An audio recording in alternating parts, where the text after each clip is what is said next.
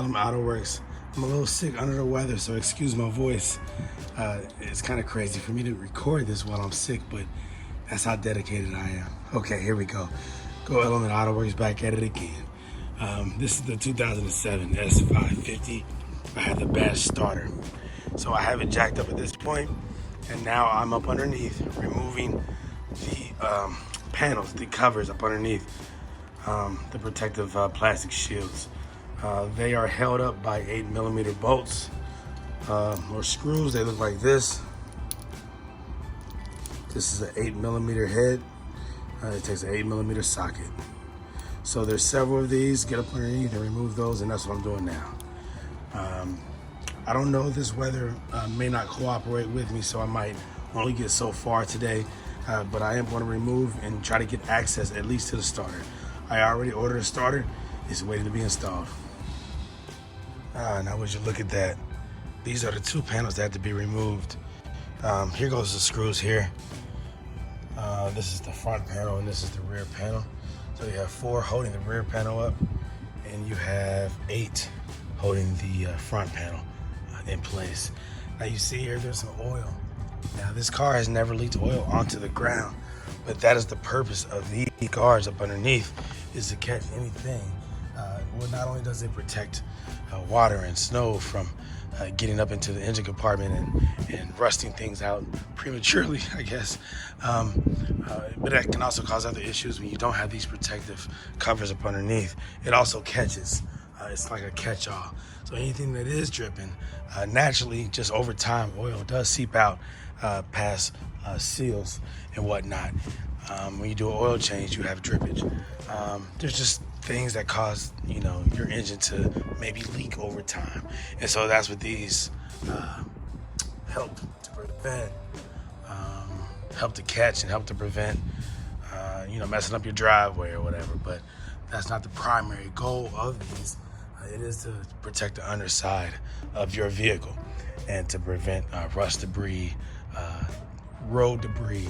Anything can get up in there and mess your car up that much more easier if these did not exist. So, but it's a good indicator to me that I do have some oil seepage. It could just be valve cover gaskets. It could just be, well, you hope not a rear main seal. If it was, it'd be probably worse than that. But just, things that you need to pay attention to, make sure you're aware of what's going on with your car. So that's always good to know. I know also this oil right here, that's coming from my front axle. The boot is torn, and so a lot of that grease was shooting all over the place.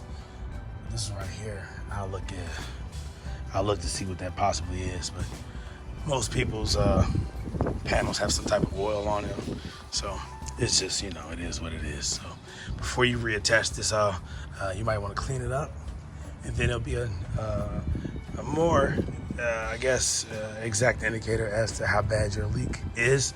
If you clean this up, put it back on there, and drop it back down a couple months later, and if it's really oily like this again, then you know that you have something that you need to give attention to. But if you ever have such an oil leak where it's so bad that it's bypassing this, it's filling this up, and then it's dripping past it, yeah, you need to get busy and take care of your car before you lose your car, before your engine goes out. You shouldn't lose that much oil in a Mercedes. Over time, Mercedes often burn oil. With high mileage on their vehicles, they will burn oil, but you shouldn't be losing a lot of oil. I think the most problems I've ever had was the gas cover. The gaskets. The top of the motor. Those gaskets go out, and you'll start getting that drippage onto the exhaust manifold. You'll start seeing smoke coming out the motor, especially if the car sits for a long time. I hope you guys can hear what I'm saying. My voice is so jacked up. But let me get up under here right now. I'm more on the passenger side, up underneath. I'm seeing if I can see the starter.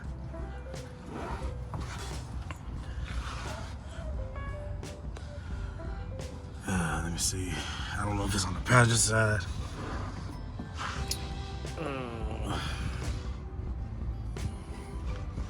Or the driver's side.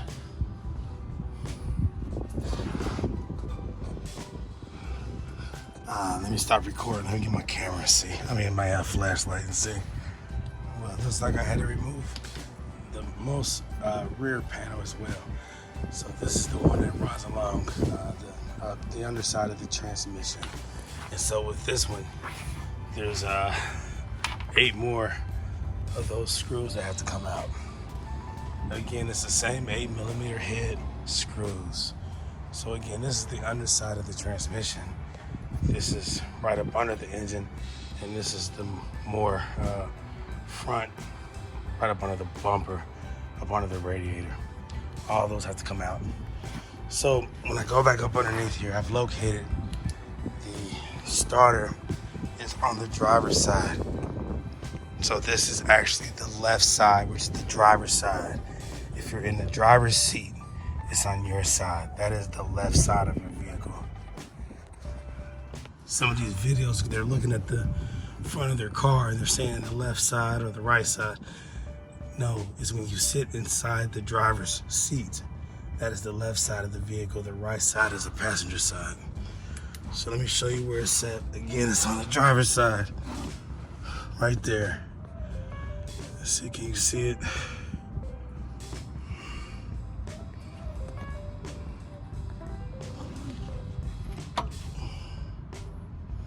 Let me see.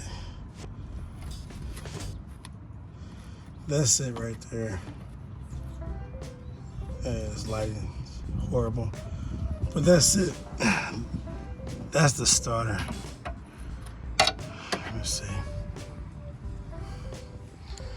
Okay, so by removing that last panel that covers the transmission, you get access to, let me see, it's hard to see, but you can see the back side of it. You can see the bolts that run into this, this looks like the transmission case itself. There's bolts. I think somebody said a T, I don't know what size those are, so I'm not gonna guess, but it's an E. If I had to guess, maybe an E12, E13, E14, but I'll know once I put my tool on there and I'll figure out what size those are. But it looks like those hold the starter from the backside. They say you have to remove, I don't know, they say you have to remove the sway bar link right here. This right here, I guess. The sway bar bracket in order to get access to it. I don't see why. I'll know once I decide to start pulling this out, if that's the case or not. So all I've done thus far is remove the underside paneling to get access to it so that I can actually see it. Okay. All right, so I already have the starter. I ordered it and it was delivered 2 days ago. Let's go take a look at it. And this can give you an idea as to how it attaches to the vehicle.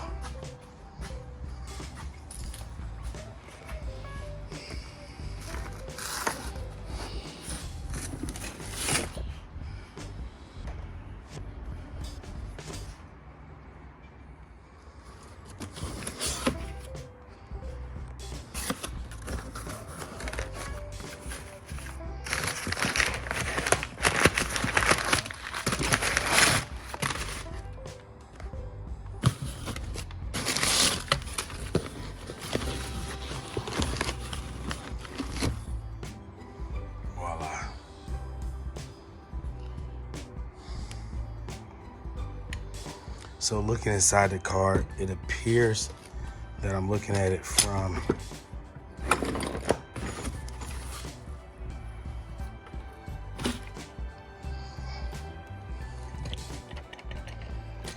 me see. So much stuff. Okay. Sorry about that. It appears that inside the car, looking up, it looks like this is the rear, this is the front, and it looks like it attaches to those 2 bolts that I was referring to. And that gear right there is what attaches to right, just about right where the transmission meets the output shaft of the engine, I guess. Like right there at that joint is where it attaches. It seems like it. because it's attached right there at the front of the transmission. So it's like right where it meets the engine, I guess. So it's going to attach that way now. That means I have to get access to the connections here. Now I'm not going to move forward. Like I said, I just want to get access to it, see where it's at. I have some things I have to do here shortly, so I'm going to have to pause the video at some point. So I did not even disconnect the battery, the ground from the front starter battery yet, because I knew I was not going to actually disconnect it yet. But what I am going to do before I drop the car, this is an old school trick.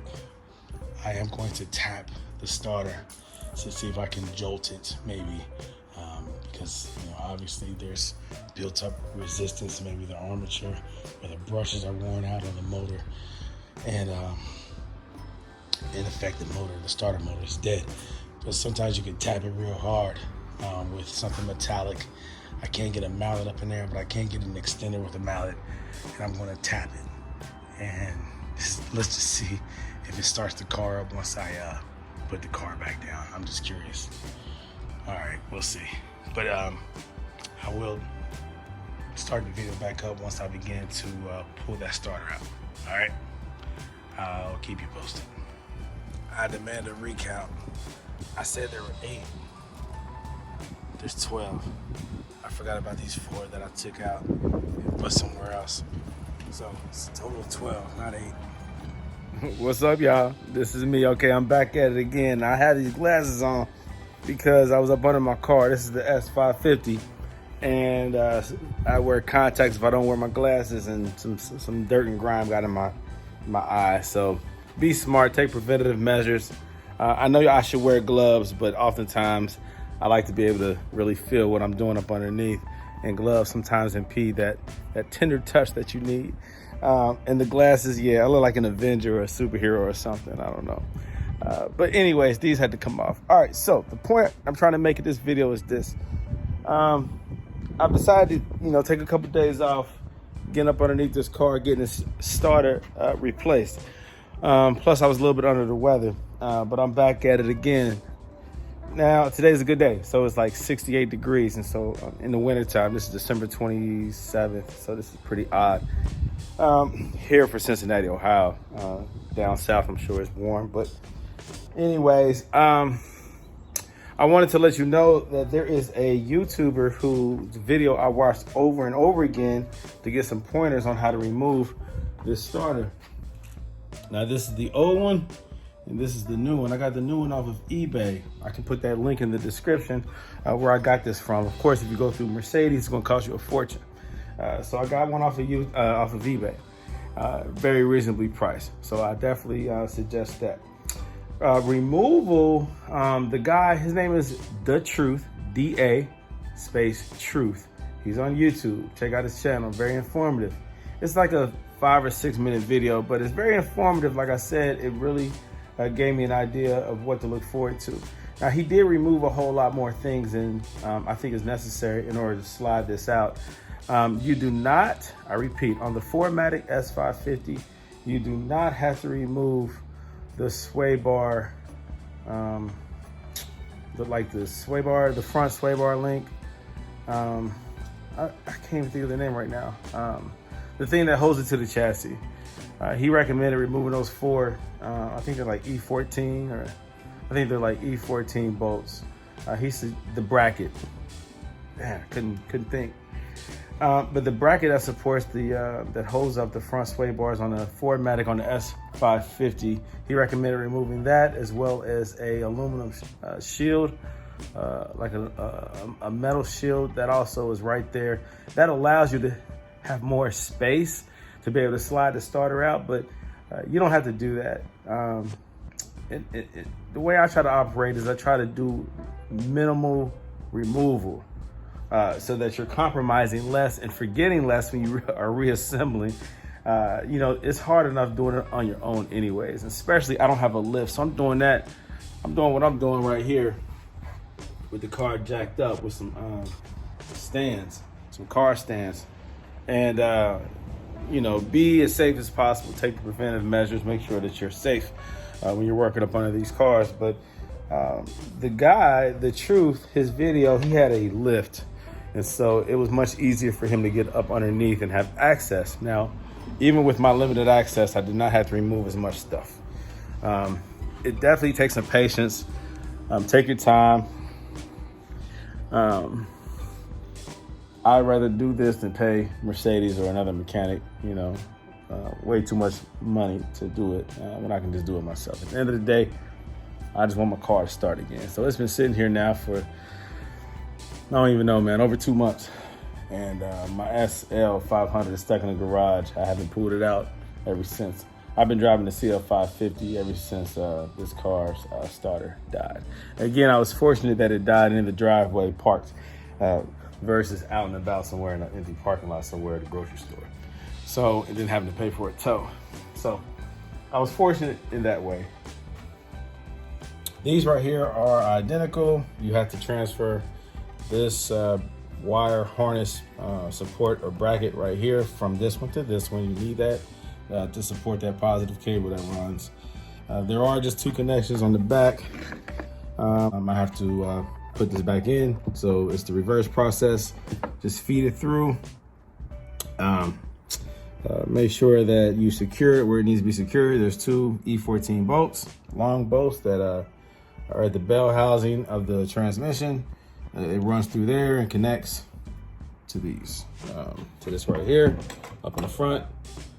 Make sure that this gear, the sprockets, the teeth line up, that it sits in there flush with the flywheel. I think that's what it is. And you put that in there, secure it. Just like I said, reverse process, and you should be good to go. You can test it while it's off. You can bench test it, apply 12 volts to it, and see if you get anything out of it. And then do the same thing to the new one just to make sure that you are correct, that the starter is out.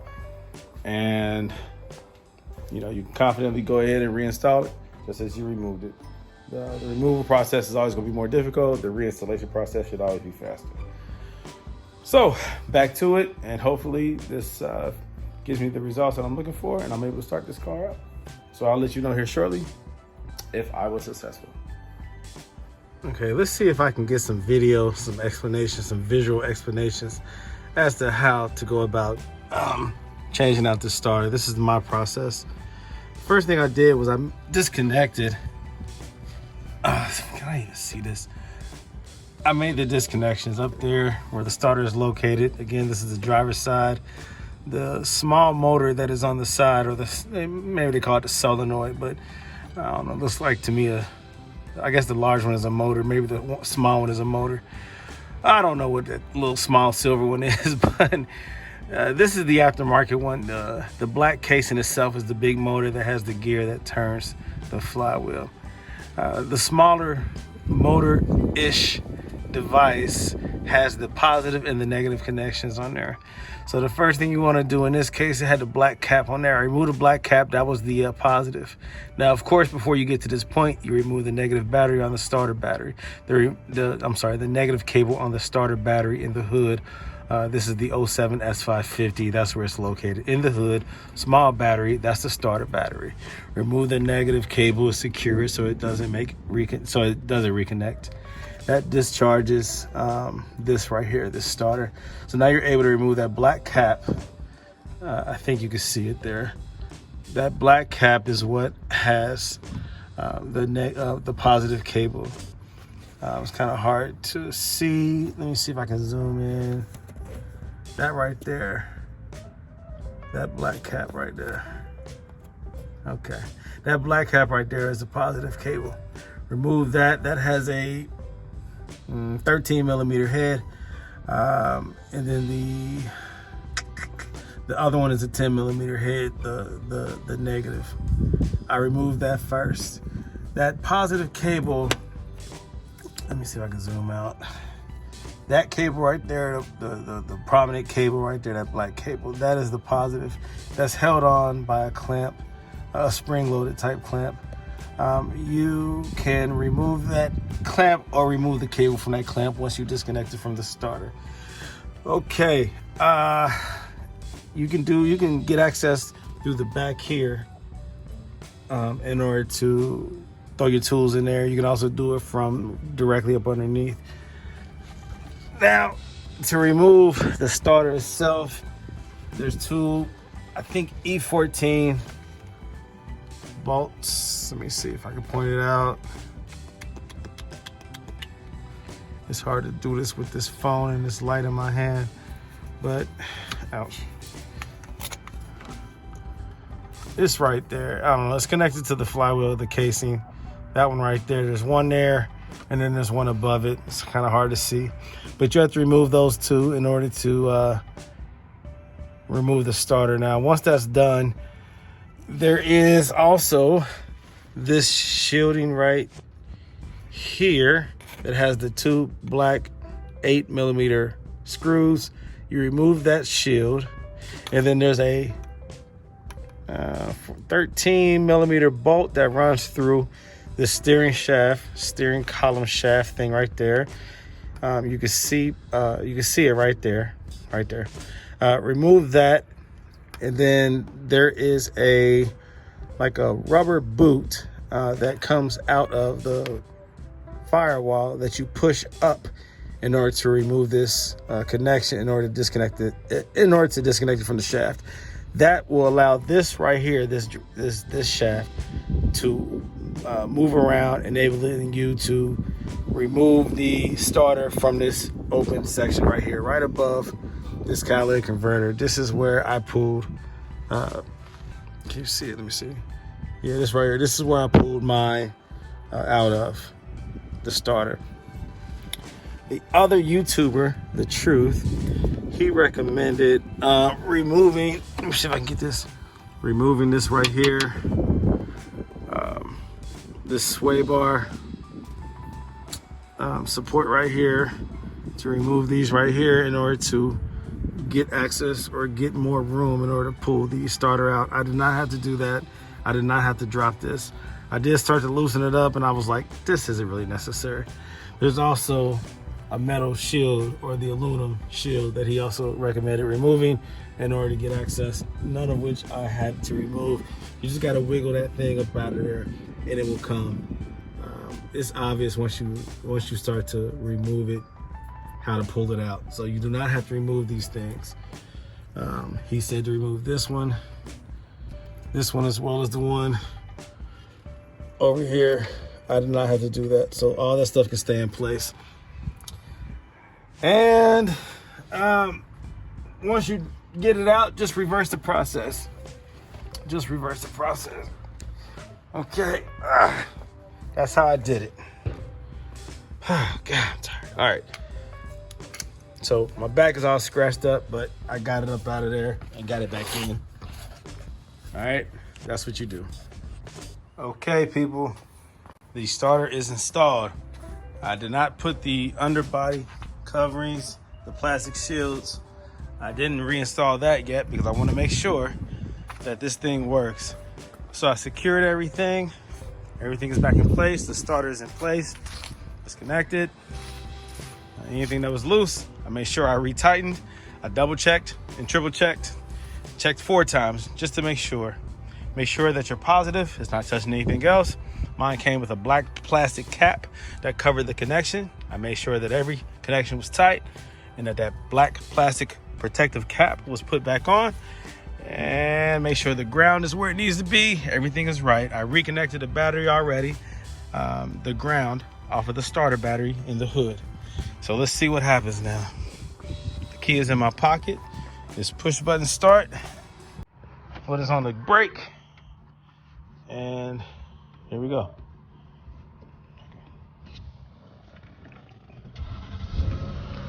Sounds good to me. Started right up. Sounds good to me. So it definitely was the starter. Oh, that sounds good. I haven't heard that thing start in, like I said, a few months. So that was the issue. Bad starter. Okay, so now let me get up underneath, reassemble all my underbody plastic shields and coverings, and put her back together. Success.